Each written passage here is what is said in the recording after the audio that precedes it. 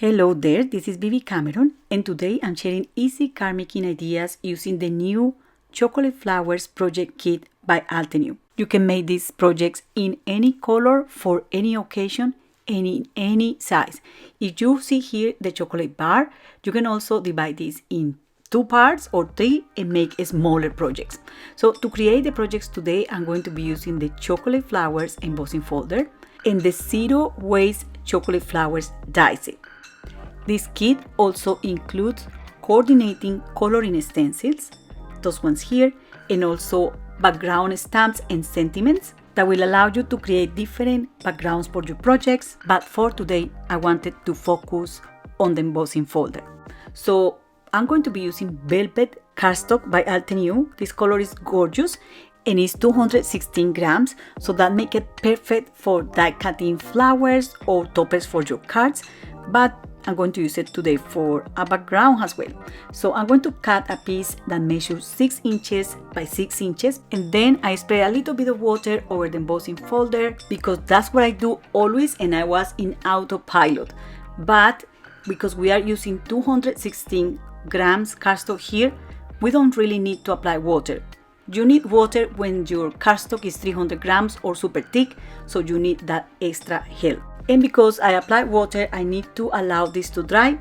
So while this dries, I'm going to die cut a couple of panels using the Zero Waste Chocolate Flowers die.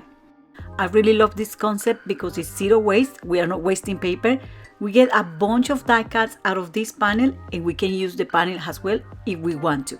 I'm not going to use it today, but I just wanted to show you how this looks.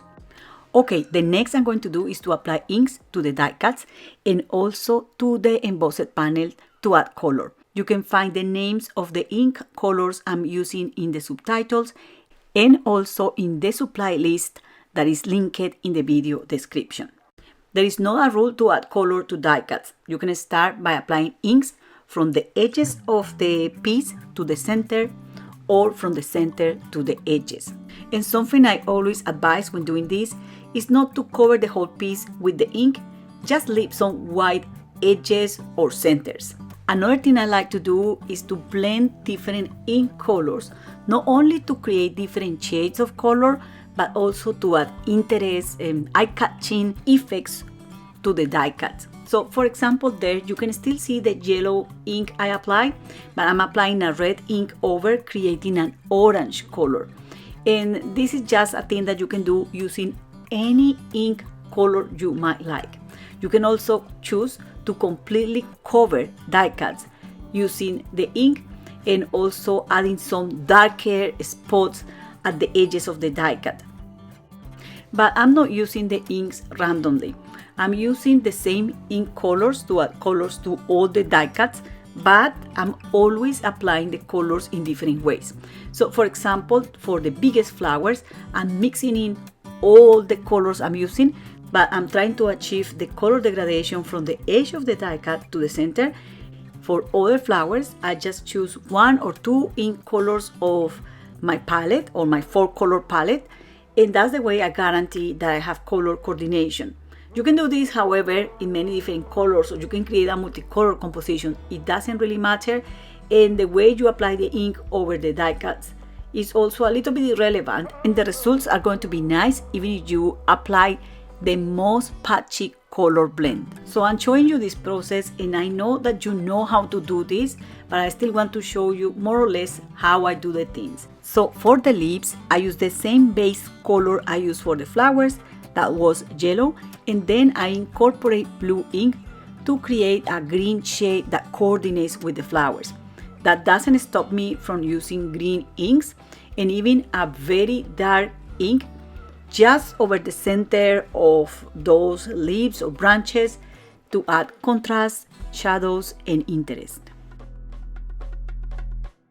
The color choice and the way you add color to die cuts or your projects is completely personal and is optional and is never wrong. I was playing with these supplies yesterday and I created a completely different color palette. I also was using the stencils to add color to the flowers. It looks amazing, But for today, I decided to do something different. But no worries, if you are interested, I'm going to show you what I did yesterday at the end of the video. For this embossed panel, I wanted to add darken edges or to darken the cardstock color because it's very vibrant and velvety and red. So I grabbed Espresso ink and a large brush and I start applying this ink around the edges of that piece.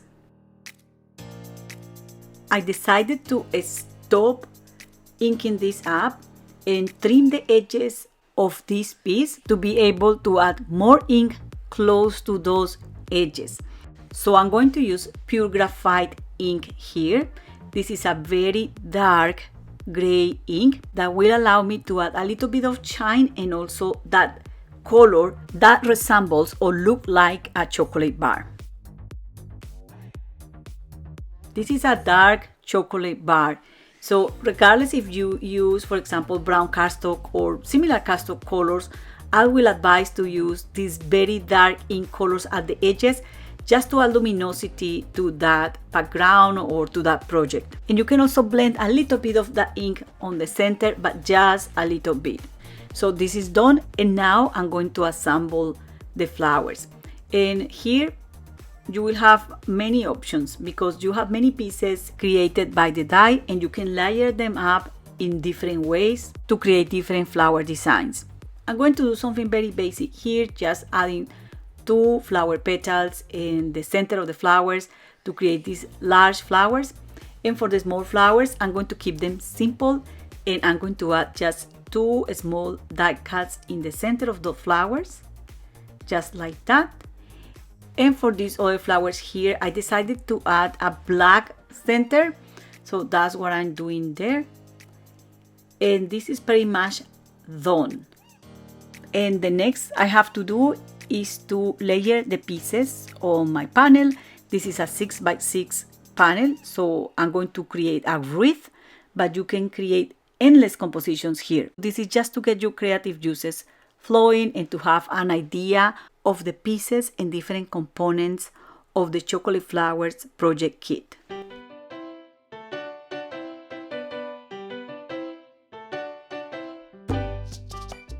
And the only tip I have to share when you are doing wreaths of this kind of projects is to mirror your images. So you add a leaf in this spot here, then you add another one in the spot right in front of it.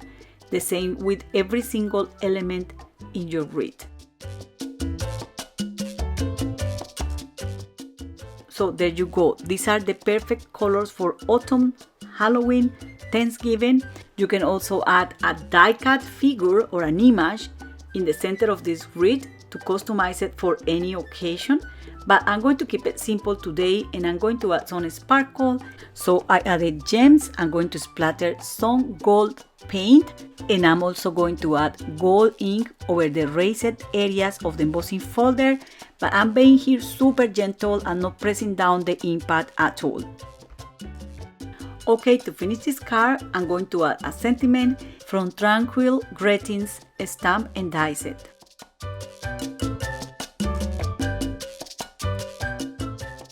So this card is finished, but I don't want to go without showing you options. So this is what I did yesterday, and I just embossed a panel and I decided to cut it in half. I trimmed the edges to create 2 mini slimline panels. This panel measures 3 inches by 6 inches. I then applied espresso ink all around the edges of these panels and a little bit of the ink in the center, but not so strong as at the edges. Then I grabbed Enchanted Gold Metallic Ink by Altenew and I slide this across the panel like I'm showing there, being very light handled. And as easy as that, I made my first paper chocolate bars. To die cut the flowers, I use press and seal at the back of the cardstock. This is a very old idea and it's good when you want to keep all the die cuts in place, but sometimes it could be tricky to remove the press and seal from the back of the die cuts. I still did it this way because I really wanted to be able to use the stencils and give it a try. So I used the coordinating stencils to add colors, as you see there. It was super easy to line up. The stencils are super clever because they also have embossed image or lines that will allow you to guide yourself and to know where exactly place the stencil every time. So this not only allows you to add colors to die cuts, you can also add that stenciled image on paper, cardstock, canvas, any other material to create a pattern or a background for any kind of project. Here I have to warn you, because if you use press and seal at the back of your cardstock, it's going to be a little bit challenging to remove it. It's not like super challenging that you cannot do it, but it will take extra time, and I'm impatient for these kind of things. I'm not sure if you are, so you can skip the press and seal as well.